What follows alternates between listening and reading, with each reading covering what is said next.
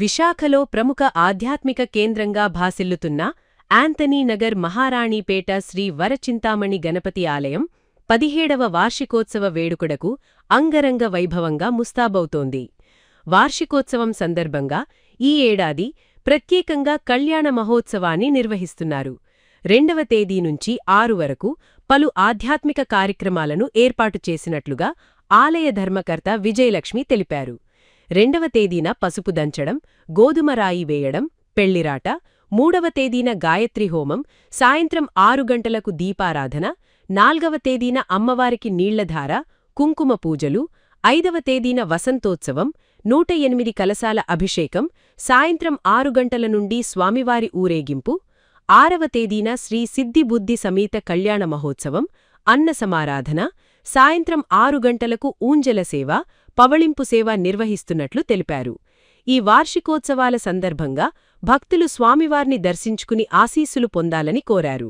శ్రీ వరచింతామణి గణపతి ఆలయం ఆంతోనేనగర్ శ్రీ వరచింతామణి గణపతి ఆలయం వద్ద బాబా గారికి పంచామృత అభిషేకాలు, అన్నాభిషేకాలు అవి జరగబడుతుంది. ఈ కార్యక్రమం ఇలా ప్రతి సంవత్సరం కూడా ఈ 17 ఏళ్ల నుంచి జరగబడుతుంది.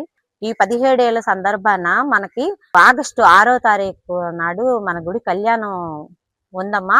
అది విగ్రహ ప్రతిష్ట అయినది, యానివర్సరీ అంటాం కదా, వార్షికోత్సవం తెలుగులో. అది మనం 17వ సంవత్సరం వార్షికోత్సవం మనం చేసుకుంటున్నాము. అందులో భాగంగా మనం 2వ తారీఖు నుంచి 6వ తారీఖు వరకు మనం కార్యక్రమాలు జరగబడుతున్నాయి. భక్తులు అందరూ ఈ కార్యక్రమానికి అందరూ వచ్చి వేంచేసి ఆ స్వామివారు కళ్యాణంలోను కూర్చోవాలనుకున్న భక్తులుగా జంటలు ఉంటే కూర్చోటానికి మాకు గుడి దగ్గరకు వచ్చి కలిస్తే తప్పకుండా దాన్ని మేము కళ్యాణ దంపతులకి మేము ఆహ్వానం మేము ఇస్తాము.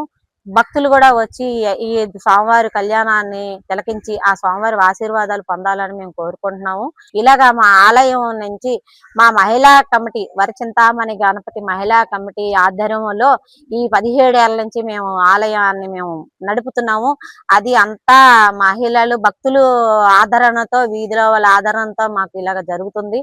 అది అంతా స్వామివారి కృప అమ్మ. ఈ రోజు మనకి గురు పౌర్ణమి సందర్భాన బాబా గారు పూజలు జరపబడుతున్నాయి.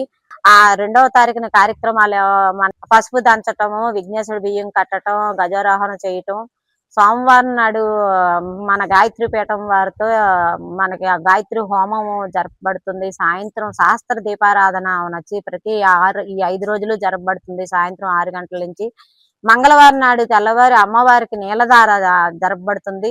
ఆ నీలధార అయిపోయిన తర్వాత 10:30కి కుంకుమ పూజలు జరపబడతాయి. అలాగే 5వ తారీఖు బుధవారం నాడు పైన సహస్ర కలశాభిషేకం అని మన శిఖర కలశాభిషేకం జరపబడుతుంది. 108 కలశాలతోటి సహస్ర దీపారాధన, సహస్ర కలశాలతోటి పైన శిఖరాభిషేకాలు జరపబడుతున్నాయి. ఆ కార్యక్రమాల్లో కూడా దంపతులు అవనండి, పూజా సేవాకర్తలు అవనండి, పూజ చేసుకున్న భక్తులు అవనండి, అందరూ రావచ్చు. అందరూ ఆహ్వానితులే. నెక్స్ట్ మనకి 6వ తారీఖుని స్వామివారి కళ్యాణం అయిన తర్వాత మనకి అన్నప్రసాద కార్యక్రమం జరపబడుతుంది. సాయంత్రం ఊయల సేవ, సాయంత్రం పవలింప సేవ 6వ తారీఖుని సాయంత్రం జరపబడుతుంది. 5వ తారీఖు బుధవారం నాడు ప్రొద్దుట శాస్త్ర కలశాభిషేకము, ఆ వసంత ఉత్సవం స్వామివారి పెళ్లి కొడుకుని చేయటం, వసంత ఉత్సవాలు అవి జరపబడతాయి. సాయంత్రం స్వామివారి ఊరేగింపు 5వ తారీఖు సాయంత్రం 6 గంటల నుంచి స్వామివారి ఊరేగింపు జరపబడుతుంది. ఈ ఊరేగింపు కూడా భక్తులందరూ కూడా విచ్చేసి ఆ కార్యక్రమాన్ని జయప్రదం చేస్తారని కోరుకుంటూ, అమ్మవారికి దసరా పూజలు అవనివ్వండి, శాకాంబరీదేవి పూజలు అవనివ్వండి, వరలక్ష్మీదేవి పూజలు అవనివ్వండి, దసరా నవరాత్రులు అవనివ్వండి, ఇవన్నీ జరుపబడుతుంటాయి. బాబా గారికి కూడా మనం ప్రతి లక్షవారం భజన కార్యక్రమాలు జరుగుతుంటాయి. ప్రతి లక్షవారం మనకి ఆడవాళ్ళందరూ కలిపి మనకి భజన కార్యక్రమం చేస్తుంటారు. మన గురు పౌర్ణమి సందర్భంగా మన గురు పౌర్ణమి చేస్తూ ఉంటాం. గణపతి గారికి మన స్వామివారికి అయితే సంకష్టార చతుర్థి మనకి అది చాలా హైలైట్. ప్రతి నెల కూడా సంకష్టార చతుర్థికి చాలా బాగా స్వామివారికి కార్యక్రమాలు జరుగుతాయి. హోమాలు మన గాయత్రి పీఠం వారిచే హోమాలు జరపబడతాయి. పూజా కార్యక్రమాలు, ప్రత్యేక పూజా కార్యక్రమాలు అవన్నీ జరపబడతాయి. ఆ విధంగానే మనం ఆ భాగంలోనే ఈ కళ్యాణం కూడా పెట్టాము. వినాయక చవితి నవరాత్రులు ఇవన్నీ చేయబడుతున్నాయి.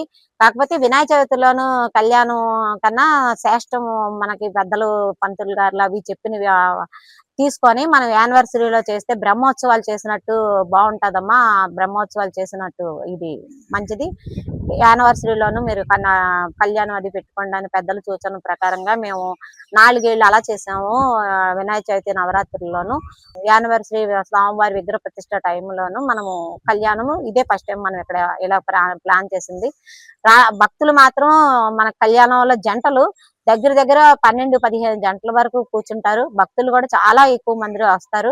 ఆ బాబా ఆ వినాయకుడు కరుణా కటాక్షం మనం చేసే కార్యక్రమాలు ఆయన వల్లే మేము ఆదేశించబడుతుంటే మేము చేస్తున్నామే గానీ మేము ఇది చేయాలని ప్లాన్ తో ఏ రోజు మేము చేయలేదు.